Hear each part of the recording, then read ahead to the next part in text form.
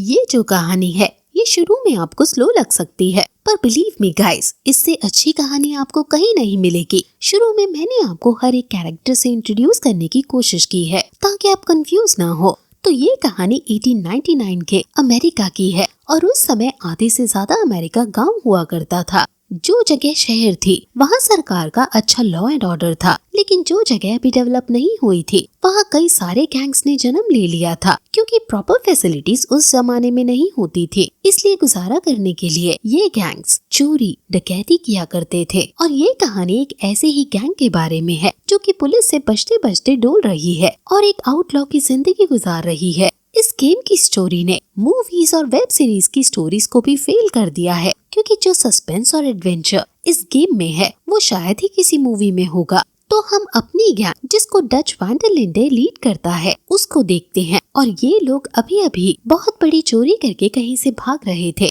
इन्होंने बहुत अच्छा खासा पैसा चुरा लिया था, लेकिन एंड मौके पर पुलिस ने इन्हें चारों तरफ से घेर लिया। पुलिस उस टाइम पर इतनी ताकतवर नहीं हुआ करती थी, इसलिए पुलिस प्राइवेट कॉन्ट्रैक्ट्स भी देती थी इन आउटलॉज को पकड़ने के लिए। और ऐसी ही एक प्राइवेट फर्म का नाम पिंकयरटॉन्स डिटेक्टिव एजेंसी है। और एक फन फैक्ट कि ये पिंकयरटॉन डिटेक्टिव एजेंसी रियल लाइफ में 1899 में एग्जिस्ट करती थी और आज तक पिंकयरटॉन डिटेक्टिव एजेंसी अमेरिका में फंक्शनल है। उस चोरी के बाद इस गैंग की और पुलिस के बीच बहुत गोलाबारी हुई और पुलिस का साथ पिंकयरटॉन डिटेक्टिव एजेंसी के लोगों ने भी दिया था, जिस वजह से गैंग के बहुत से लोग मारे गए। इस गोलाबारी को गेम में ब्लैक वाटर मसाकर के नाम दिया गया है और बचे हुए लोगों को अपना सारा लूटा हुआ पैसा वहीं पानी में डुबोना पड़ा और अपनी जान बचाकर वो बर्फीली पहाड़ियों में आ गए। अब पुलिस और डिटेक्टिव एजेंसी दोनों इनके पीछे पड़े हैं और यहाँ से इन्हें आगे की लाइफ कैसे काटनी है वो हम देखने वाले हैं।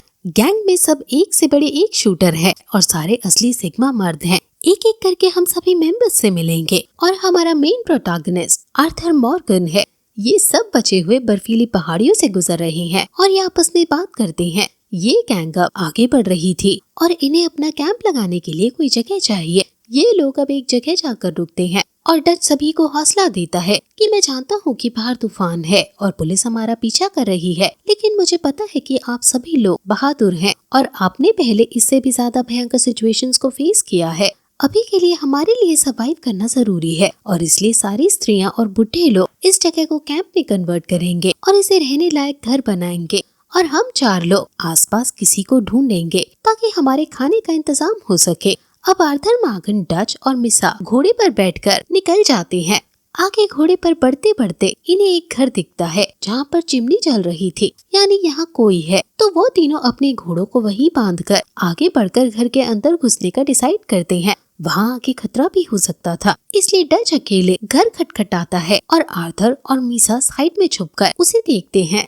डच उनसे खाने के लिए कुछ मांगता है और अपने बारे में फेक बताने लगता है कि वो मुसाफिर है और यहाँ भटक गया है। अब वो ये बात कर ही रहा था कि तभी आर्थर मॉर्गन को वहाँ पास में एक लाश दिखती है और वो समझ जाता है कि ये लोग बुरे हैं और ये भी हमारी तरह एक आउटलॉ है और ये हम पर हमला जरूर करेंगे। इसलिए आर्थर मॉर्गन तुरंत उस पर बंदूक से शूट करने लगता है और गोली की आवाज सुनकर राइवल गैंग के बाकी लोग भी यहाँ आ जाते हैं। लेकिन ये 3 गन स्लिंगर्स यानी ये 3 बहादुर लोग उन सभी आउटलॉज को मार गिराते हैं और फिर उनके घर जाकर एसेंशियल आइटम्स जैसे कि खाना, विस्की और मेडिसिन को चुराने लगते हैं। अब घर को अच्छे से लूटने के बाद वो वहाँ से जब जाने लगते हैं तो उन्हें घोड़ों की आवाज आती है और आर्थर मॉर्गन इनके घोड़ों को भी ले लेता है। लेकिन तभी वो देखता है कि यहाँ एक स्त्री है। ये स्त्री बहुत अबला नारी है और ये चाकू लेकर खुद की रक्षा कर रही है।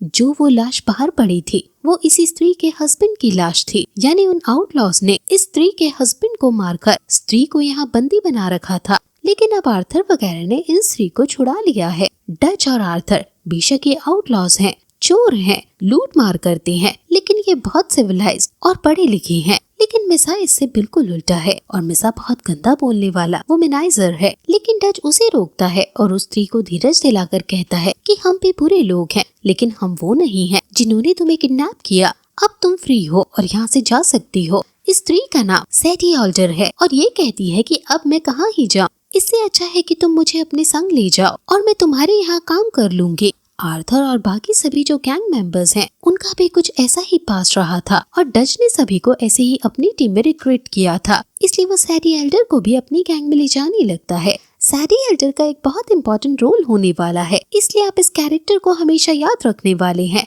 अब इन्हें इस लूटमार से ये पता चला था कि ये गैंग ओड्रिस्किल गैंग थे।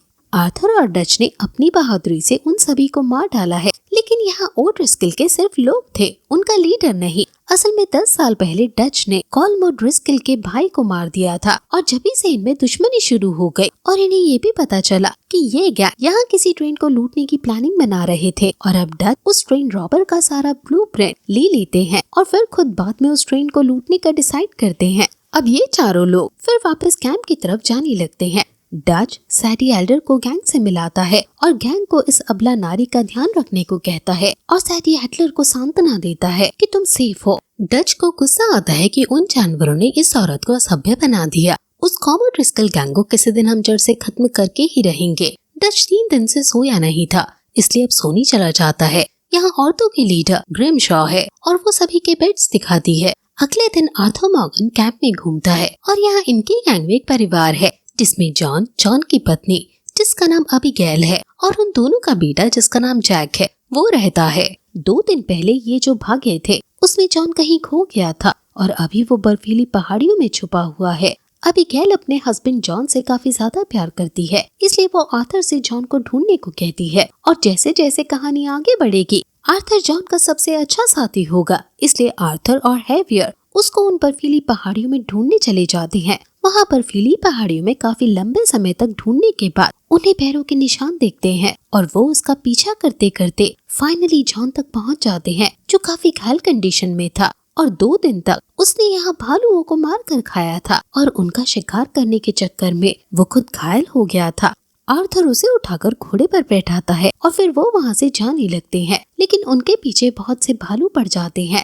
आर्थर अपनी बंदूक से सभी को शूट करता है और फिर फाइनली जॉन को सही सलामत कैंप में ले आता है, जिससे अबीगैल काफी ज्यादा खुश होती है। आर्थर मॉर्गन की कोई फैमिली नहीं है और जो फैमिली इसकी थी वो हमें आगे पता चलेगी और क्यों ये बहादुरी से भरी कहानी रिडेम्पशन की है वो भी ट्विस्ट हमें आगे दिखेगा।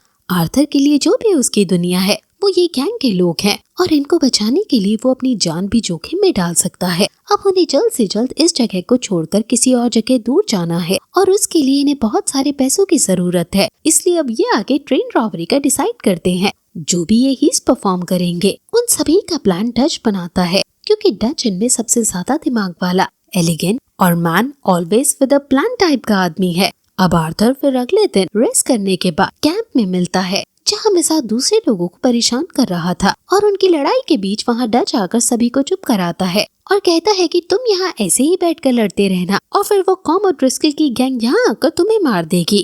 क्या यही तुम चाहते हो? अगर नहीं तो चलो मेरे साथ, हमारे पास कुछ काम है करने को। ये कॉम ओड्रिस्किल की गैंग को ढूंढने जा रहे हैं ताकि उनके प्लान को और अच्छे से जान सके कि कौन सी ट्रेन कब आने वाली है और उसमें कितना खजाना होगा जो ये लूट कर भाग सकते हैं। डच कॉम ओड्रिस्किल से बदला भी लेना चाहता है, इसलिए वो गुस्से में भी उन पर हमला कर रहा है और फिर आर्थर अपना फेमस डायलॉग बोलता है कि हम यहाँ खुद मरे मरे डोल रहे हैं और अभी के लिए हमें सर्वाइवल और भागने के बारे में सोचना चाहिए, क्योंकि revenge is a luxury which we can't afford. लेकिन डच के पास प्लान था जिसकी वजह से वो सभी अब वहाँ जाने लगते हैं। बेचा सभी से उल्टा सीधा बोलता है, लेकिन डच के सामने वो उसी की हमेशा चापलूसी करता है और फिर चलते चलते उन्हें एक आग जलती हुई दिखती है। आगे क्योंकि खतरा है इसलिए डच और आर्थर आगे जाने का डिसाइड करते हैं और बाकी लोग वहीं पोजीशन लेते हैं। आर्थर और डच पहले उन लोगों को स्कोप से देखते हैं और जब उन्हें कंफर्म हो जाता है कि ये कॉम ओड्रिस्किल ही है और ये दोनों अब नीचे उनके बिल्कुल पास जाकर उन पर गोलीबारी कर देते हैं। ऊपर से वो लोग जो डच पीछे पोजीशन लेने को बोलकर आया था वो लोग भी अब नीचे आकर इन पर गोलाबारी कर देते हैं और ये 5 लोग ही इन सभी को मार देते हैं। इनसे हम इनकी शूटिंग स्किल्स और बहादुरी को अच्छे से जान पाते हैं। ये सभी फिर इन आदमियों को लूटने लगते हैं। जो भी मेडिसिन खाने की चीज इनके पास है वो ये ले रहे हैं। यहाँ भी सिर्फ कॉम ओड्रिस्किल के आदमी थे, खुद वो नहीं। असल में कॉम ओड्रिस्किल ज्यादा से ज्यादा लोगों को अपनी गैंग में रिक्रूट करता है और उनमें कौन जिए और कौन मरे उसको कोई फर्क नहीं पड़ता। अगर कोई घोड़ा और गन चला सकता है तो कॉम और ड्रिस्कल उसको अपनी गैंग में भर्ती कर लेता है। इसलिए इस चीप स्टंट की वजह से कॉम और ड्रिस्कल की गैंग इतनी बड़ी है और डच के लिए उसकी गैंग को पूरी तरह से खत्म कर पाना किसी सपने से कम नहीं। लेकिन अब इन्होंने शुरुआत कर दी है और जब वो इनकी बॉडीज को लूट रहे थे तो कॉम के और लोग पहाड़ियों से यहाँ आकर इन पर हमला कर देते हैं। आर्थर आगे जाकर उन पर गोलीबारी करता है और डच के साथ मिलकर ये अकेले ही उन सभी को मार गिराते हैं। अब यहाँ और भी लोग आ सकते थे, इसलिए ये सब अब यहाँ से बड़े बड़े खजाने को लूट कर चले जाते हैं। इनको यहाँ प्रॉपर ट्रेन को लूटने का सामान, गोला बारूद, TNT सब मिल जाता है और इस सब को लेकर ये अपने कैंप की तरफ वापस आ जाते हैं। अब कैंप में वापस आते वक्त उन्हें कॉम का एक बंदा जिसका नाम कैरन है वो मिलता है। उसको ये लोग किडनैप करके अपने कैंप पे ले जाने लगते हैं ताकि ये लोग अब कैरन को टॉर्चर करके कॉल और ड्रिस्कल के और ठिकानों का पता लगा सके और डच को और लूट मिल सके। आर्थर उसे अपने कैंप पे ले जाकर पेड़ से बांध देता है। आपको लग रहा होगा कि ये कहानी बस इन दो गैंग्स की राइवलरी यानी दुश्मनी की है, लेकिन ये तो बस इसका 5% भी नहीं। अगर इस वीडियो पर 30,000 व्यूज आते हैं और 5,000 लाइक्स आ जाएंगे तो दूसरा भी हम तुरंत अपलोड कर देंगे। लेकिन शुरू में बस इसमें कैरेक्टर बिल्डअप होगा, लेकिन जैसे जैसे कहानी 3rd पार्ट पर जाएगी आप इसका एक भी पार्ट फिर मिस नहीं करना चाहेंगे। तो अब आपसे कल मिलते हैं इसके 2nd पार्ट के लिए। बाय।